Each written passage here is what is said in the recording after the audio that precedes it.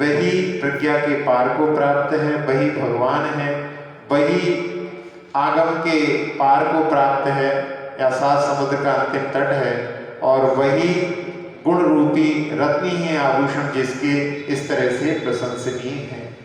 फिर 8वें काम में कि हे भगवान, आपके दोनों ओर देवगण जो सफेद चंवर ढोल रहे हैं, वे चंवर आप में आसक्त हुई मुक्ति की राजलक्ष्मी रूप स्त्री के सफेद कटाक्षों की तरह शोभायमान होते हैं। उन चंवरों से आप संसार में सर्वश्रेष्ठ मालूम होते हैं।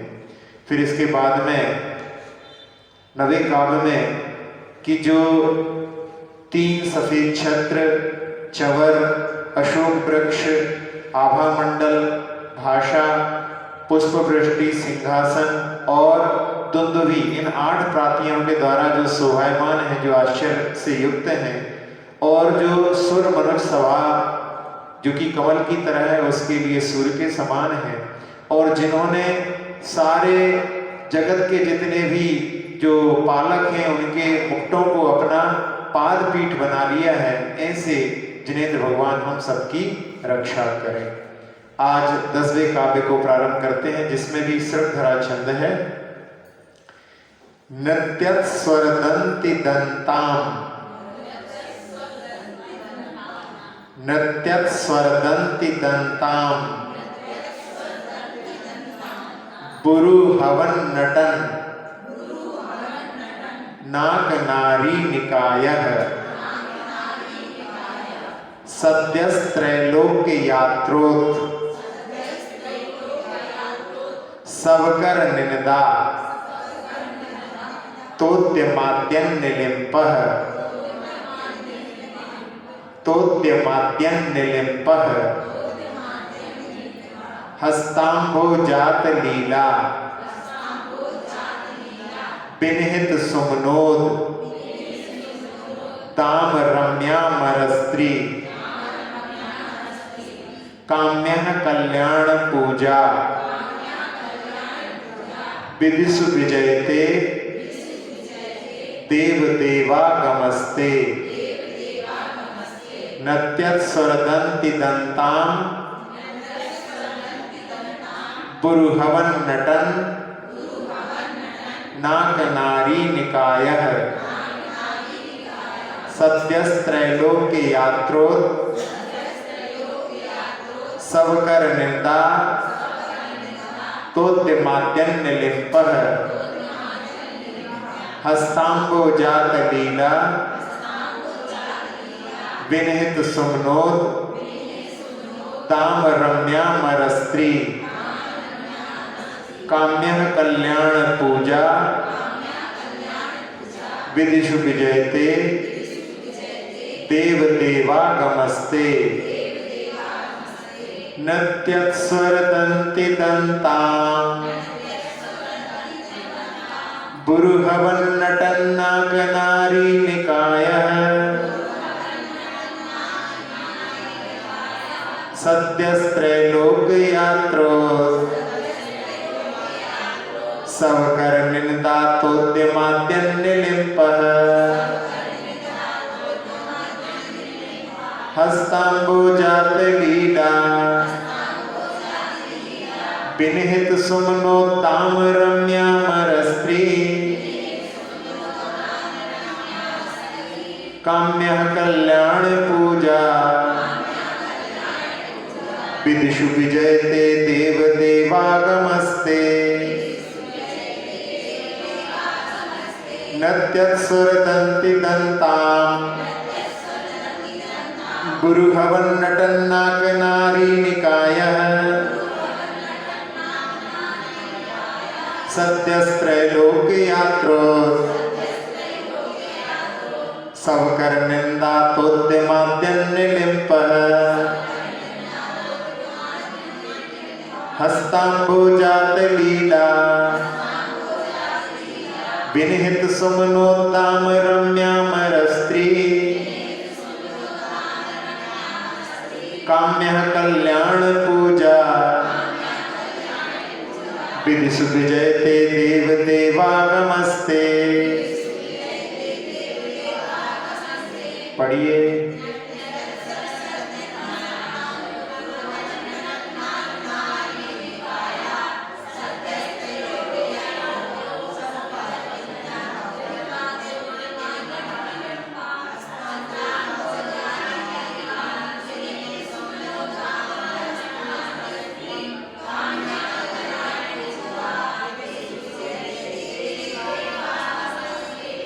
हाँ, इस काव्य में कवि भूपाल भगवान की स्तुति करते हुए लिख रहे हैं कि देव भगवान का संबोधन,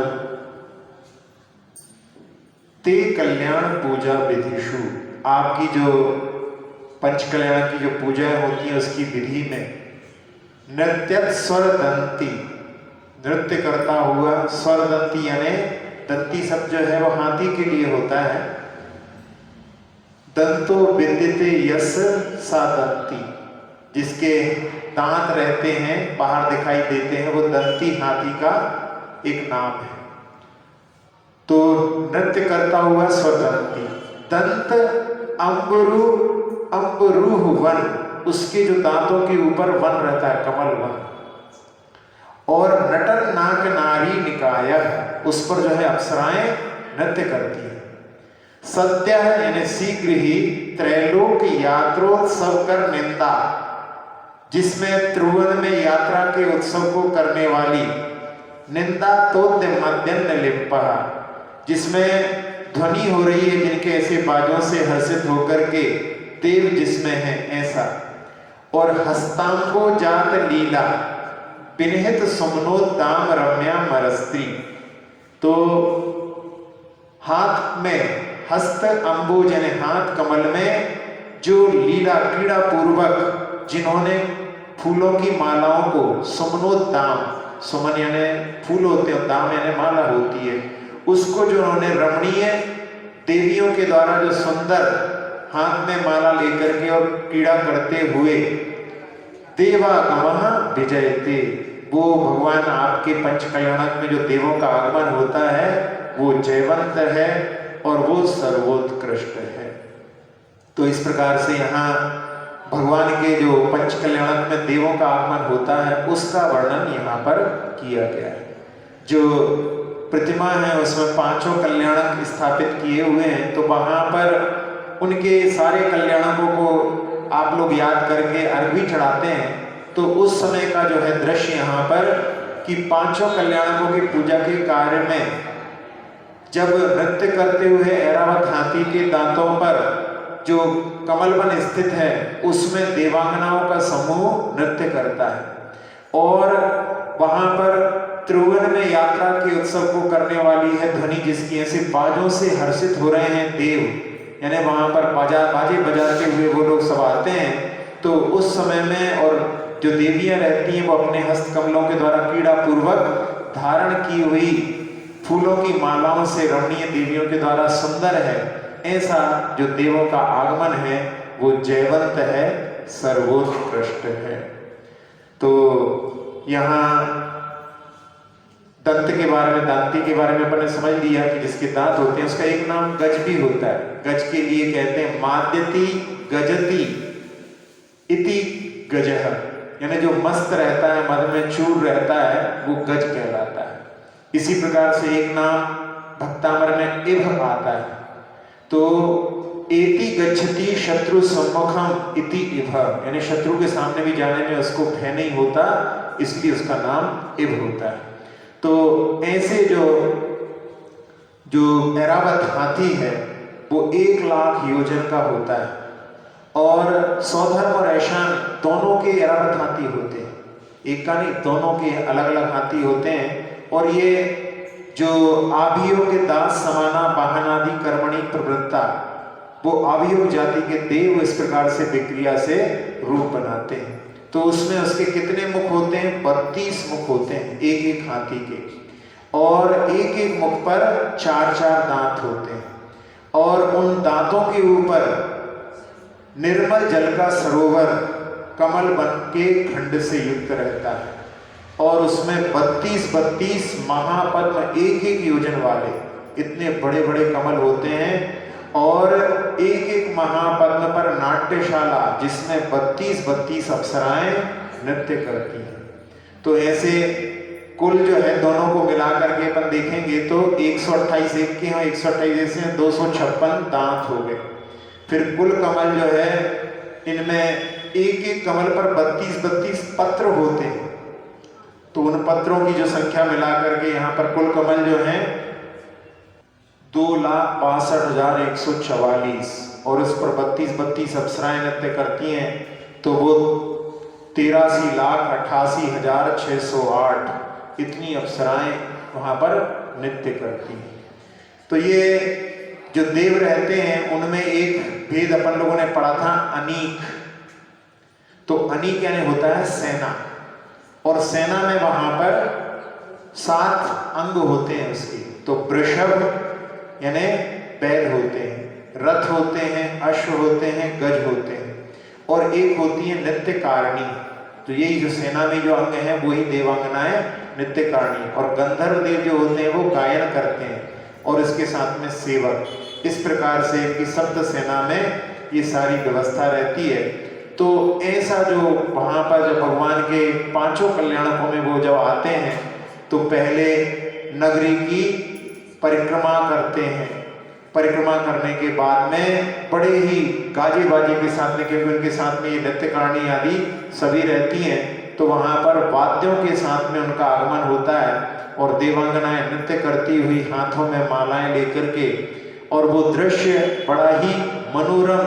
लेकिन वहां के जीवों को देखने मिलता होगा कि नहीं मिलता होगा, क्योंकि जब माता को भी पता नहीं पड़ता, उनके शिशु को वो लेकर के चली जाती हैं, तो बाकी सब जीवों के लिए क्या पता पड़ता हो, क्योंकि उनका वैक्रियक शरीर है। यदि वो चाहें तो प्रदर्शित कर सकते हैं, यदि नहीं चाहें तो उनकी जो है क्रिया आप लोगों को कुछ भी पता नहीं पड़े, वो यहाँ से सारी क्रियाएं सारा जो है आनंद करके चले जाएं, अपन लोगों को पता पड़े इसका कोई भरोसा नहीं, क्योंकि इसके बारे में अपन कोई साक्ष्य अभी तो है ही नहीं इस काल में तो कलवासी देव भी नहीं आते हैं, तो उसके बारे में ये भी एक मन में प्रश्न है। लेकिन इस दृष्टि से देखें कि जब माँ को ही पता नहीं पड़ता तो बाकी सब लोगों के लिए पता पड़े, बाकी नगरवासियों को पता पड़े, इसके बारे में भी जो एक प्रश्न मन में अपन रख सकते हैं।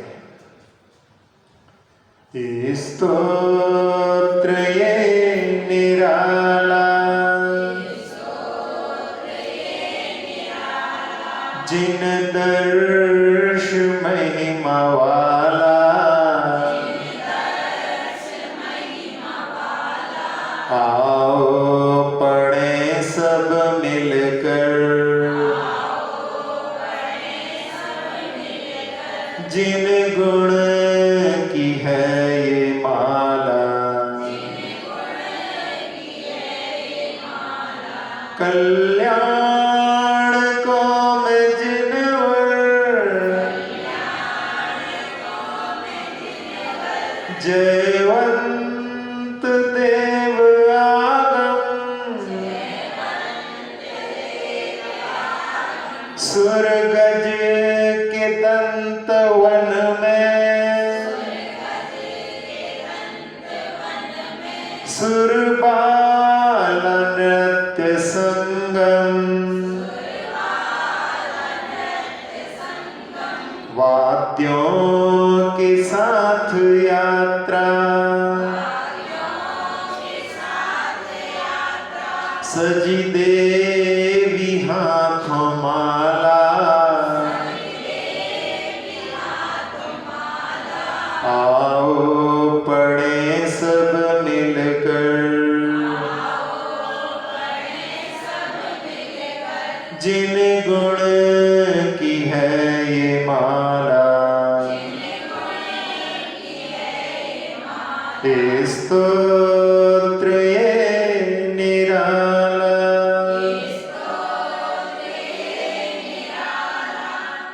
चलिए 7 गुण बिगड़ी छंद है अगला 11वां।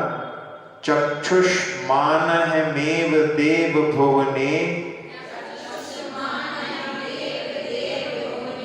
नेत्रामृतस्यंदनम, चक्षुष्मान है मेव देव भुवने, नेत्रामृतस्यंदनम,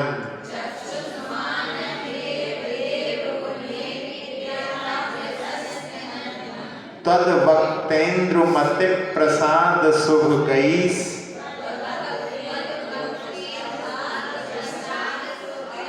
तद वक्तेन्द्र मति प्रसाद शुभ गईस, तेजोभिरुद्भासितम् तद्वक्तेन्द्रुमते प्रसाद शुभगैस्तेजोभिरुद्भासितम्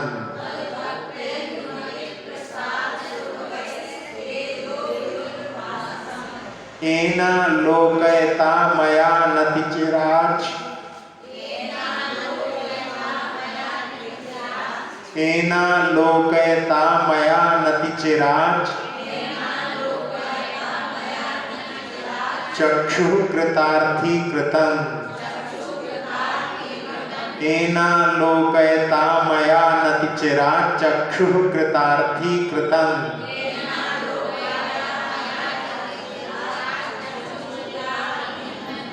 द्रष्टव्यावधि वीक्षण व्यतिकरम् द्रष्टव्यावधि वीक्षण व्यतिकरम् व्याजृंभमाणोत्सवम् द्रष्टव्यावधि वीक्षण व्यतिकरम् व्याजृंभमाणोत्सवम्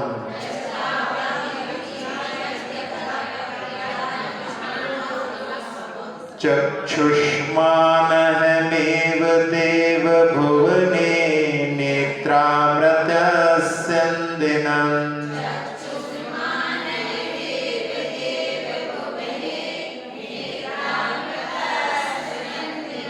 तद्वक्तेन्द्रुमते प्रसाद शुभगैस्तेजोभिरुद्भासितम्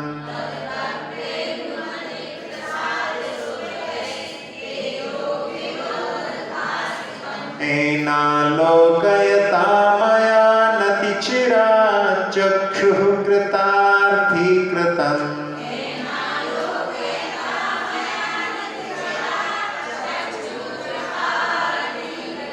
द्रष्टव्यावधि वीक्षण व्यतिकर व्याजृंभमाणोत्सवम्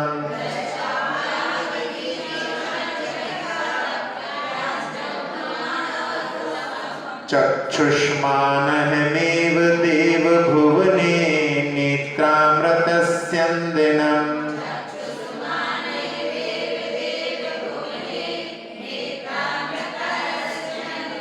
तद्वक्तेन्द्रुमते प्रसाद शुभगैस्तेजोभिरुद्भासितम्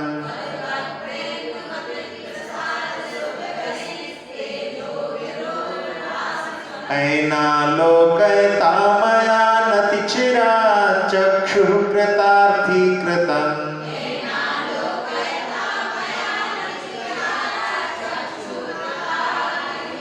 द्रष्टव्यावधि वीक्षण व्यतिकर व्याजृंभमाणोत्सवम्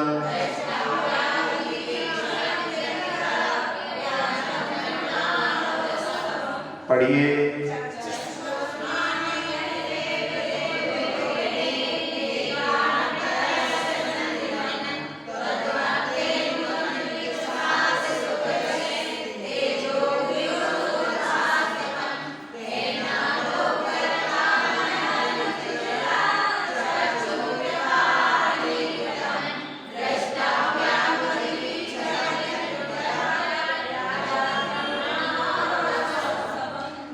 कवि भूपाल की रचना, जिसकी पहली बार कथा में बताया था कि पहले उनको बिल्कुल ज्ञान नहीं था, बाद में उनको ऐसा ज्ञान हो गया कि उनके समान कोई दूसरा ज्ञानी नहीं था। तो उन्होंने अपने ज्ञान का जो प्राप्त किया था उसका पूरा जो है प्रदर्शन इसमें किया है।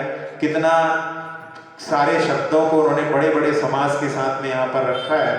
तो इस काव्य में 11वें काव्य में देव भगवान का संबोधन, जो अपनी आत्मा में क्रीड़ा करते हैं, स्वरूप में क्रीड़ा करते हैं, ऐसे देव एन नेत्रा मध्यस्यन्दिनम, जो कि आंखों में अमृत झराते हैं।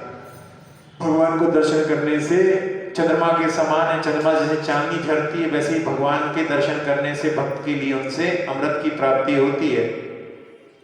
तो आंखों में अमृत झराने वाला अति प्रसाद सो गई, अत्यंत प्रसन्नता से सुंदर, तेजो भी यानी तेज के द्वारा उद्भासितम शोभायमान, तद भक्तेन्द्रो आपके मुख चंद्र को, यहाँ पे चंद्र कह दिया, उसको मुख को चंद्र कह दिया, तो चंद्रमा से वहां पर अत्यंत प्रसन्नता से जो सुंदर भी है तेज के द्वारा और आंखों में अमृत को झराने वाला है, ऐसे शोभायमान आपके मुख को देखते हुए, आलोकयता देखते हुए, मया द्रष्टव्यावधि वीक्षण व्यतिकर व्याजरंभ मानोत्सव, ऐसा लग रहा है भगवान कि जो जितनी भी देखने योग्य दर्शनीय वस्तु हैं उनकी सीमा को देख लिया है मैंने, यानी सबसे सुंदर संसार में कोई देखने योग्य है तो वो आपका मुख चंद्र है। और जब किसी के लिए कोई ऐसी चीज जो कि सर्वोच्च वो दिख जाए तो उस समय में उसके आनंद का उत्सव जो है बढ़ता होगा। किस प्रकार से, तो उसको कह रहे हैं कि जिसने सीमा को देखने रूप व्यापार से बढ़ रहा है उत्सव जिसका, ऐसी चक्षु अनतिचिरात कृतार्थी कृतम, ये आंखें जो हैं शीघ्र ही कृतकृत्य हो गई कि बस इनका जो कार्य था सर्वोच्च चीजों को देखने का वो आज पूर्ण हो गया। और उसके माध्यम से तेन भुवने अहम एव चक्षुष्मान अस्मि, इसलिए भगवान ऐसा लग रहा है कि इस संसार में जिन्होंने आपको देखा है, आपके जैसे सर्वोच्च सुंदरता को देख लिया है, तो यहाँ पर कवि महोदय अपने आप के लिए कह रहे हैं, अपन सबके हिसाब से यदि कहें तो वो जिन्होंने भगवान के दर्शन किए, उनकी सर्वोच्च सुंदरता को जिन्होंने देख लिया है, तो वो कहते हैं कि हम ही नेत्रों वाले हैं। जिन्होंने भगवान के दर्शन नहीं किए, जिन्होंने सर्वोच्च सुंदरता को नहीं दर्शन किया, तो उनके नेत्र क्या काम के। इसलिए यहाँ पर कह रहे हैं कि ऐसा लग रहा है भगवान कि संसार में कवि महोदय की भाव शब्दों में कि मैं ही नेत्रवान हूं, क्योंकि मैंने सर्वोच्च संसार के सुंदरता को देख लिया। तो थोड़े शब्दों में थोड़ी क्लिष्टता जरूर है, लेकिन यदि ध्यान दिया जाए तो उसमें अर्थ जो है प्रकट हो जाता है।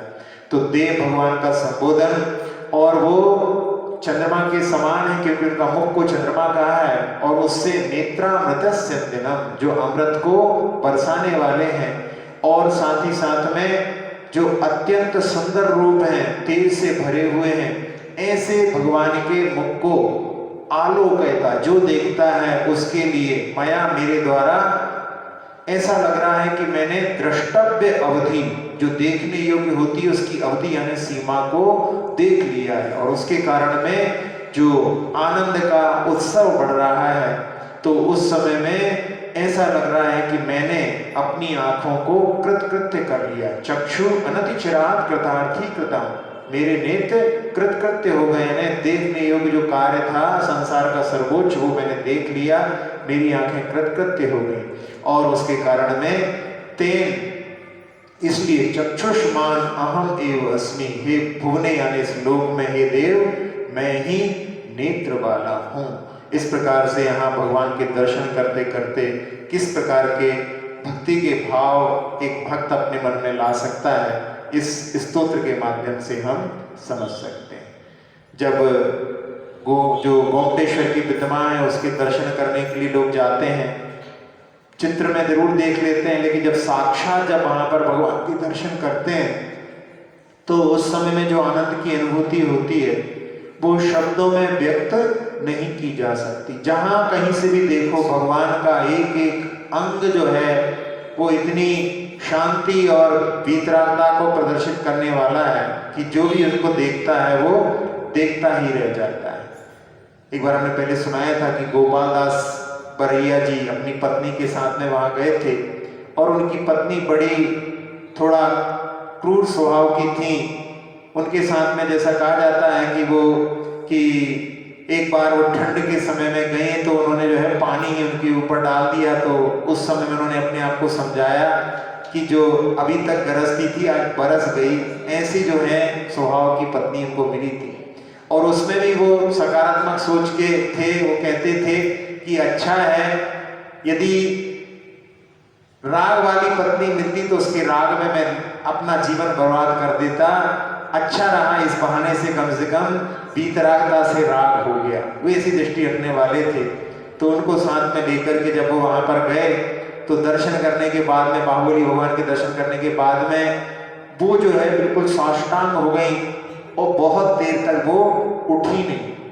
तो उन्होंने दर्शन कर लिए, परिक्रमा कर ली और स्तुति पढ़ ली, लेकिन देखा तो वो पड़ी हुई है। तो उन्होंने सोचा कि इतना ऊंचा पहाड़ चढ़ करके आए हैं, पहाड़ तो है ही वो, तो ऐसा तो नहीं कहीं बेहोश हो गई हो पत्नी के बारे में। तो उन्होंने जो है उनको कि ऐसा हाथ से कुछ टच किया होगा, तो उन्होंने कहा क्या करते हो, ढंग से दर्शन भी नहीं करने देते। तो फिर उन्होंने अपने उसमें जो लिखा संस्मरण में कि हमें ऐसा लगता था कि क्या भगवान की भक्ति एक थी, लेकिन उनके मन में भी भगवान की भक्ति थी। तो ऐसा जो है उन्होंने वहां पर लिखा। तो बाहुबली भगवान के दर्शन करके उनको भी कैसी जो है विशुद्धि प्राप्त हुई, ये इसके माध्यम से अपन समझ सकते हैं। इसी प्रकार से जो भी वहां पर दर्शन करने जाता है, ये भी सुनाया था कि JRD टाटा जो दर्शन करने के लिए पारसी थे, जा रहे थे, कोई ने बताया कि यदि आपने वो दर्शन नहीं किए तो आपका जीवन में आपने कुछ नहीं देखा।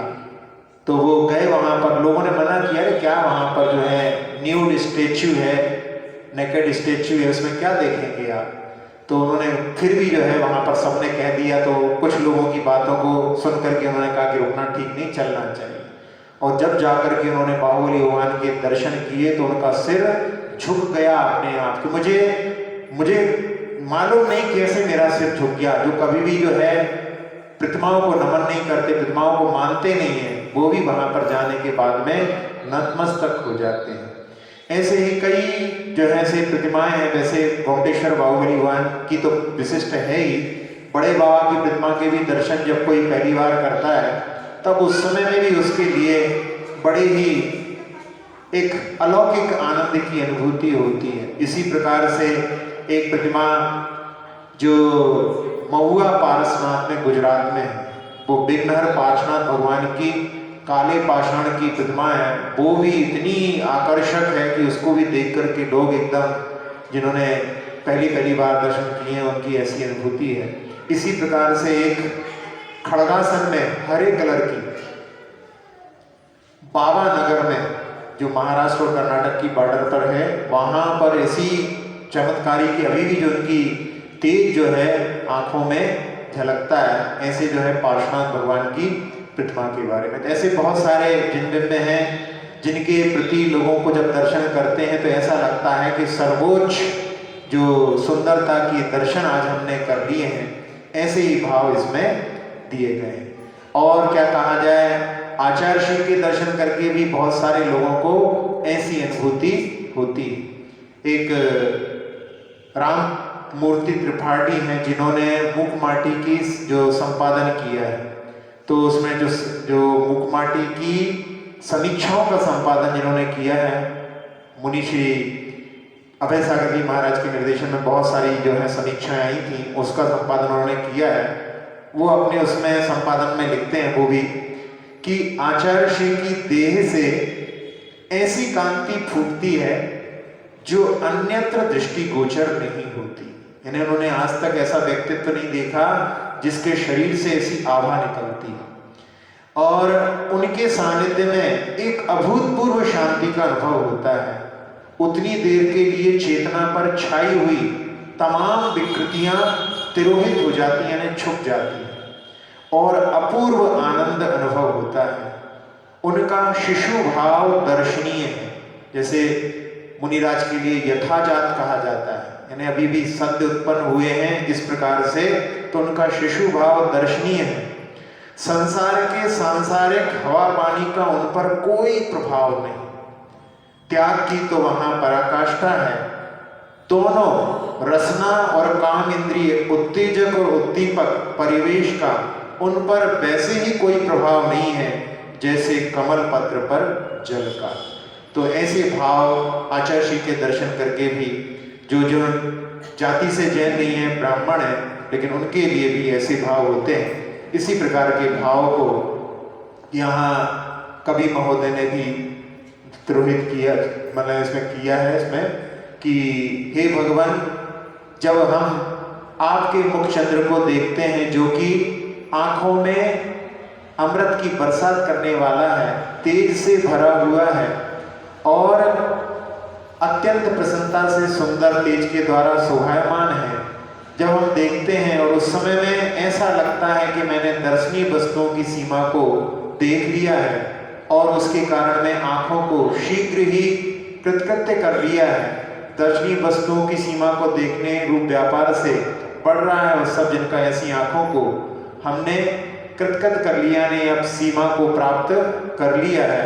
और उसके कारण में कवि महोदय के ऐसे भाव हैं कि ऐसा लगता है भगवान की संसार में हम ही नेत्र वाले हैं, क्योंकि हमने सबसे संसार की सुंदर वस्तु का दर्शन कर लिया।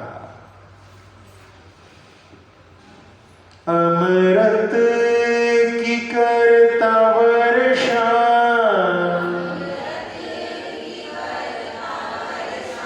मुख चंद्र आप जिनवर, सर्वोच्च दर्शनीय, वस्तु का दर्श पाकर, त्रिभुवन में भाग्यशाली, मैं ही हूँ नयन वाला,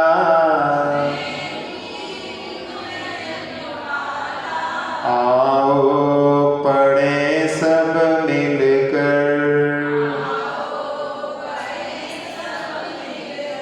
जिन गुण की है ये माला, स्तोत्र ये निराला।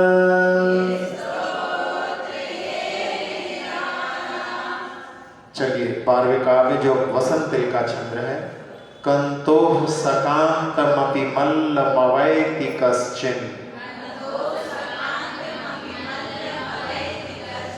मुग्धो मुकुंदमरविंदज निंदु मौलिम,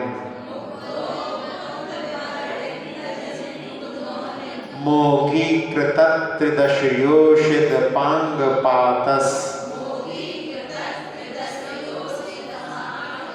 तस्य त्वमेव विजयी जिनराज मल्लः, कंतुः सकांतमपि मल्लमवैति कश्चिन्,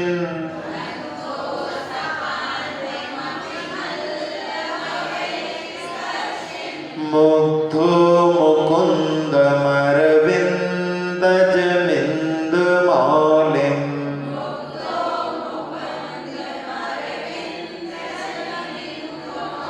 मोघीकृतत्रिदशयोषितपाङ्गपातस्,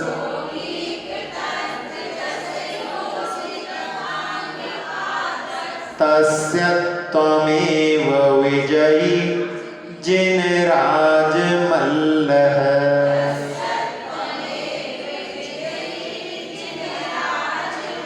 कंतुः सकांतमपि मल्लमवैति कश्चिन्,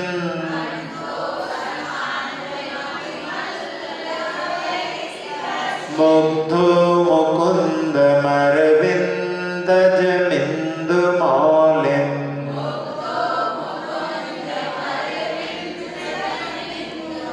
मोघीकृतत्रिदशयोषितपाङ्गपातस्,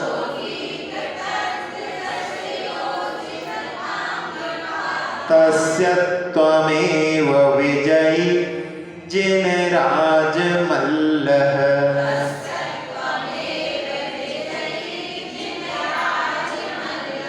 पढ़िए।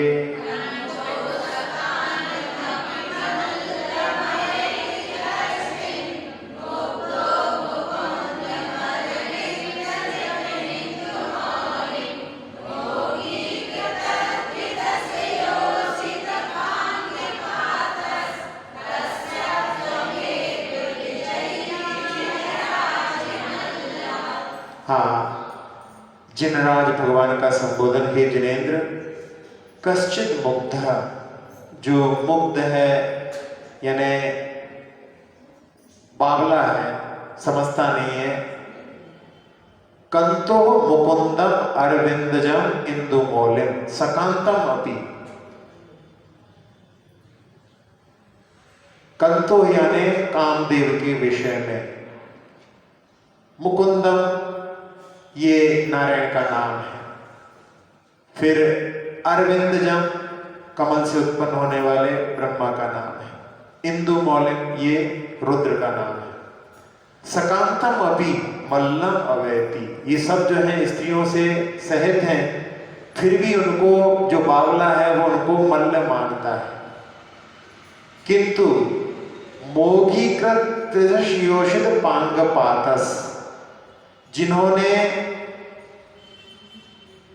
त्रिदशयोषित यानी स्वर्गों की अप्सराओं के कटाक्षों को निष्फल कर दिया है, त्वमेव तस्य विजयी जिनराज मल्ल। इसलिए भगवान वास्तव में इस संसार में उस काम पर विजय प्राप्त करने के कारण आप ही सूरवीर हैं। कोई तो स्त्रियों के साथ में होने के बाद में भी उनको मल्ल कह देता है, लेकिन जिन्होंने देवांगनों के कटाक्षपात को व्यर्थ कर दिया है, ऐसे आप ही इस संसार में वास्तव में सूरवीर हैं। इसके अलावा और कोई सूरवीर नहीं। यानी जहां सांसारिक परंपरा ही चल रही है, जहां पर संबंध की बात है, मोह की बात है, वहां पर सूरवीरता कहां से आ सकती है? जो इन सब संबंधों से ऊपर उठकर के ब्रह्मचर्य के निर्मल आकाश में उड़ने की सामर्थ्य रखता है, वही वास्तव में सूरवीर है। बाकी तो जो है सारे संसार में ही भ्रमण करने वाले हैं।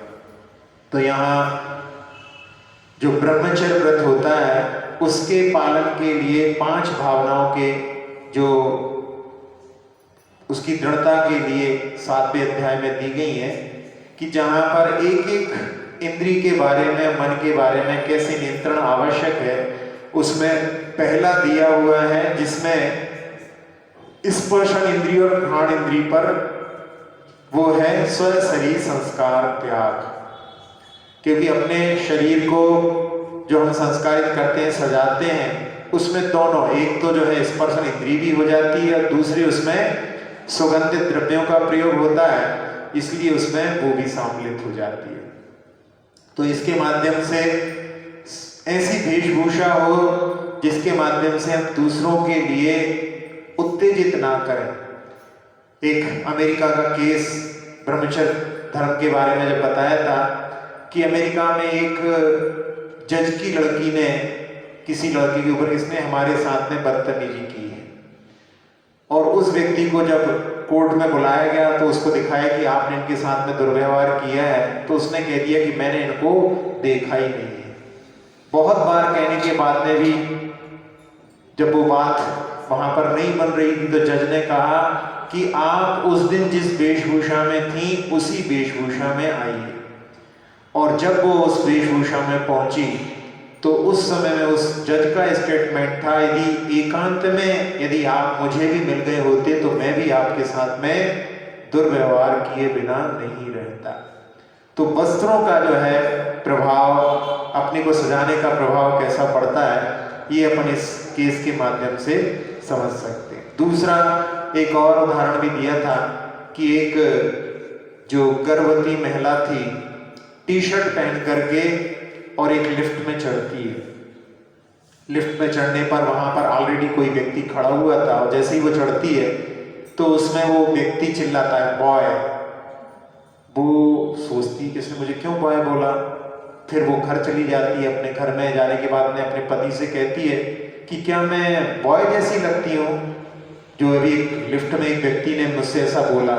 तो उसने देख करके कहा कि नहीं नहीं, वो तुमसे बॉय नहीं बोल रहा है, वो तुम्हारे गर्भ में जो है शिशु, उसके लिए उसने बॉय बोला। तो कहने उसने कि ऐसा क्यों बोला? कहने तुमने तो टी शर्ट पहनी हुई है, उस पर लिखा हुआ है गैस, गैस GUESS और 3 क्वेश्चन मार्क लगे हुए हैं। तो उससे आपने सामने वाले को बोलने के लिए मजबूर कर दिया कि हमारे गर्भ में क्या है बताओ। तो उसने जो बोला है उसकी गलती नहीं है, आपके वस्त्रों ने उसके लिए बोलने के लिए मजबूर किया है। तो ऐसे जो है वस्त्रों का, इसी प्रकार से जो नासिका के लिए भी जो है कई ऐसे सेंट आदि यूज किए जाते हैं, उसके कारण में भी लोगों के लिए मन में विकार उत्पन्न हो सकते हैं। तो उनसे अपने लिए स्वयं शरीर संस्कार त्याग इस भावना के माध्यम से बचने का प्रयास करना चाहिए। दूसरा, प्रश्रेष्ठ रस त्याग। जो गरिष्ठ और इष्ट होते हैं भोजन, वो अपनी इंद्रियों को बस में करने में समर्थ नहीं होते, उनसे इंद्रियां जो है उच्छृंखल हो जाती हैं। कहा भी है कि जो अपनी जिह्वा को बस में नहीं रख सकते, वो ब्रह्मचर्य का भी पालन करने में समर्थ नहीं होते। इसके बारे में भी एक घटना सुनाई थी, जो आचार्य ज्ञान सागर जी महाराज ने कभी सुनाई होगी, जो उसको चलते चलते यहाँ तक कि उसमें एक जो वैदिक संस्कृति में कोई कथा मिलती है कि एक कोई साधु था जो 1 महीने का उपवास करके और बाद में एक जड़ को चाट करके फिर से 1 महीने के लिए बैठ जाता था। तो वहां पर कि ये हमारे पद को ना ले ले, इसलिए उनको प्रभावित करने के लिए देवांगनाओं को भेजा गया। देवांगनाओं ने उसको वहां पर बहुत नृत्य आदि दिखा करके प्रभावित करना चाहा, लेकिन वो प्रभावित नहीं हो पाया। तब उन लोगों ने सोचा कि ये भोजन क्या करते हैं उस पर अपन जो है देखें, तो देखा तो वो इस प्रकार से करते हैं। तो जब 1 महीना होने वाला था, उनका उठने का समय था, तो उसने उसके ऊपर अमृत की बूंद लगा दी। इस बार उनको उस जड़ का स्वाद कुछ हट करके आया और उस स्वाद के कारण में इस बार वो 25 दिन में ही उसको जो है चाटने के लिए उठ गए। फिर उसके बाद में और जल्दी जल्दी उठते उठते ऐसा हो गया कि एक ही दिन में जब 2 बार उठने लगे उसको अमृत के स्वाद के लिए, तो उसने अमृत लगाना बंद कर दिया। वो बार बार अपनी जिह्वा को उससे लगा करके उनकी जिह्वा छिल गई, लेकिन वहां पर अमृत होता तो स्वाद आता। और उस समय उसने समझा कि अभी ये जिह्वा के वशीभूत हो गए हैं, अब इनको अपन वश में कर सकते हैं। और फिर थोड़ी ही देर में उसने उनको वश में कर लिया। तो ये जो प्रश्रेष्ठ रस त्याग है, रसना इंद्रिय पर जो विजय प्राप्त करते हैं वो ही काम पर विजय प्राप्त कर सकते हैं। तीसरा, तन मनोहराम निरीक्षण, नेत्र संबंधी। नेत्रों से जो देखते हैं, आजकल तो कितना मोबाइल आदि का जमाना हो गया है। अभी बच्चों के लिए कोरोना में मोबाइल जो है पढ़ने के लिए आवश्यक है, लेकिन कुछ ऐसी घटनाएं भी घट रही हैं, बच्चों को दे दिया, बच्चे क्या देख रहे हैं कोई मालूम नहीं। अश्लील फिल्में भी देखते हुए बच्चे पकड़े गए हैं, ऐसी भी खबर जो है अखबार में देखने के लिए मिल रही है। तो जो आंखों से हम देखते हैं उसका भी बड़ा प्रभाव पड़ता है। एक जिनदत्त चरित्र जो गुणभद्र आचार्य गुणभद्र विरचित है, उसमें एक जो जिनदत्त रहता है उसका जन्म होता है, बड़ा होता है, बड़ा होने के बाद में जिनालय में वहां पर सुंदरता के लिए जो पुतलियों का निर्माण किया गया है, एक पुतली को देख करके वो उस पर मोहित हो जाता है और उसकी ऐसी स्थिति हो जाती है। तब उसका पिता जिस कलाकार ने बनाई है उसके पास जाकर के कि ये तुमने सुंदरी कहाँ देखी है, कहीं ना कहीं देखी होगी तभी तो तुमने इसका निर्माण किया है। तो वो बताता है उस समय में कि चंपापुर के सेठ की पुत्री है। चित्र में तो इसमें मूर्ति में तो कुछ भी नहीं, इससे बहुत सुंदर है। तो उस समय में फिर उसको प्राप्त करने के लिए प्रयास होता है। मतलब एक चित्र का कितना प्रभाव पड़ता है ये इसके माध्यम से भी अपन देख सकते हैं। फिर इसके बाद में जो राग की कथाएं होती हैं उनको सुनने से भी जो विकार उत्पन्न हो जाते हैं, इसके बारे में भी जो फिल्मी गाने आदि रहते हैं, अश्लील गाने आदि रहते हैं, उनके माध्यम से भी विकार उत्पन्न होते हैं। और पूर्व रतानुस्मरण, पूर्व के जो भोग भोगे हैं उनका भी स्मरण करने से भी वहां पर वो कामदेव में जो है ग्रसित हो जाते हैं। इसके बारे में भी एक उदाहरण उसमें सुनाया था गांधी जी के बारे में कि गांधी जी के पिता मरणासन्न थे, उनके पास में थे, लेकिन वो उसके वशीभूत होकर के गए। जब तक लौट करके आए तब तक उनके पिता की जो है मृत्यु हो चुकी थी। तब उनके लिए गांधी जी के लिए मन में बड़ी ग्लानि उत्पन्न हुई और उसके बाद में फिर उन्होंने पूर्ण ब्रह्मचर्य व्रत का पालन किया। और उसके बाद उन्होंने लिखा कि मेरे जीवन का सही शुरुआत तभी हुई, और वो अपनी पत्नी के लिए भी बा का प्रयोग करने लगे। कस्तूरबा, कस्तूर जो शब्द है उनकी पत्नी का नाम था और बा शब्द गुजराती में माँ के लिए कहा जाता है। वो कहते भी थे कि वो मुझे नहलाती है, सुलाती है, खिलाती है, वो मुझे मेरी माँ से बढ़कर है। तो इस प्रकार से उन्होंने इसमें जो है विजय प्राप्त की। तो यहाँ जो काव्य पढ़ रहे हैं उस काव्य के हिसाब से यही है कि जो स्त्री के वशीभूत हैं वो मल्ल कैसे हो सकते हैं। वास्तव में तो मल्ल भगवान आप हैं, क्योंकि आपने देवांगनाओं के भी कटाक्ष जो हैं, कटाक्षपात जो आंखों के द्वारा होते हैं, उनको सबको व्यर्थ कर दिया। इसलिए संसार में वास्तव में आप ही मल्ल हैं, आप ही जो है विजेता कामदेव के संचित हैं। है मल्ल मुग्ध माने,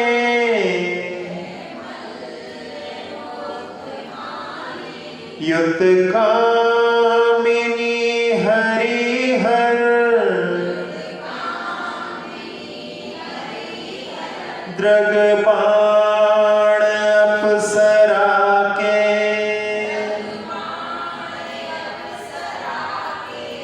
किए व्यर्थ मात्र जिनवर, मन मथ जई जिनेश्वर, मुक्ति वधु से माला,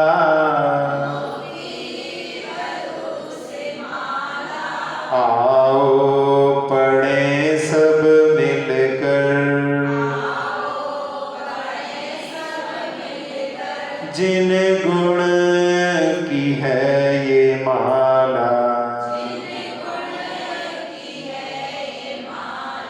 स्तोत्र ये निराला, जिन दर्श महिमा वाला, आओ पढ़े सब मिलकर, जिन गुण की है ये माला, स्तोत्र ये निराला।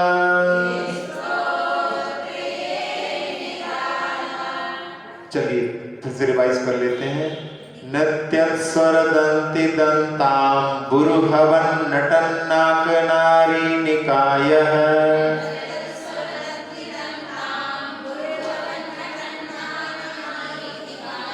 सद्यस्त्रैलोक यात्रोत्सव कर निंदा तोद्यमाद्यन्निलिम्पः,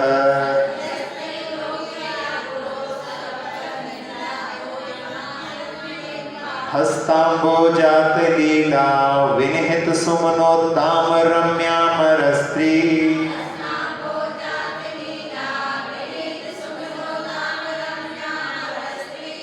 काम्य कल्याण पूजा विदिषु विजयते देव देवागमस्ते,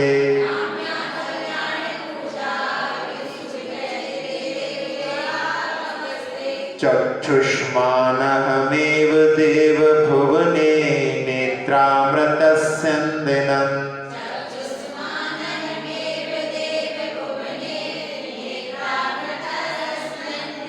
त्वद्वक्तेन्द्रुमति प्रसाद शुभगैस्तेजो विरुद्भासितम्,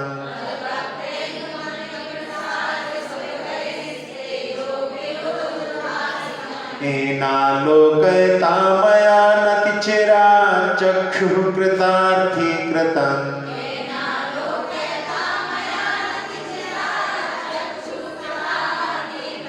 द्रष्टव्यावदिवीक्षण व्यतिकर व्याजृम्भमाणोत्सवम्,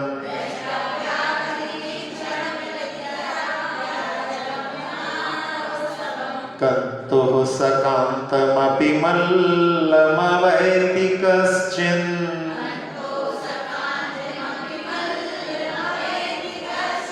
मुग्धो मुकुन्दमरविन्दजमिन्दुमौलिम्,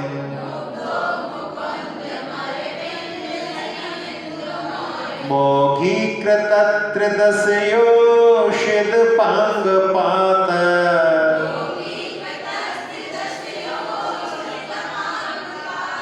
तस्य त्वमेव विजयी जिन राज मल्लह।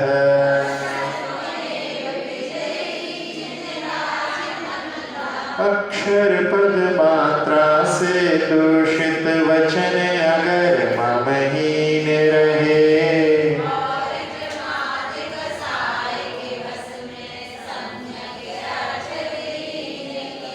जिन वाणी माता मेरी उन सब त्रुटियों को क्षमा करें।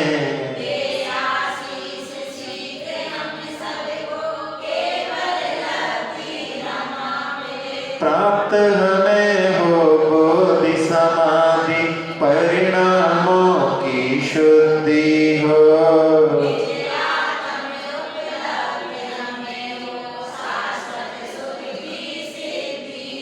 चिंतित वस्तु दात्री माता चिंतामणि उपमा भाती।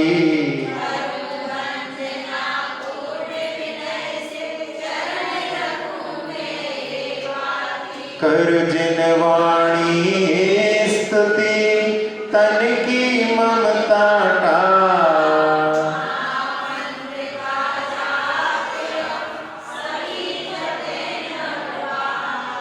आती जाती सांसों में णमोकार मंत्र का जपने का प्रयास करें। णमोरी हंताड़म सोचते हुए सांस को लें, सहजता से सांस को णमो सिद्धाणम में छोड़ें, णमो आयरियणम में लें, णमो क्षयणम में छोड़ें, णमो लोहे में लेकर के शब्द सावणम में छोड़ें। ऐसे 3 बार सांचोश्वास में 1 बार, 27 बार सांचोश्वास में 9 बार अपने काय के ममत्व को छोड़ करके और इतनी सहजता से श्वास लें कि पास वाले को भी सुनाई ना दे।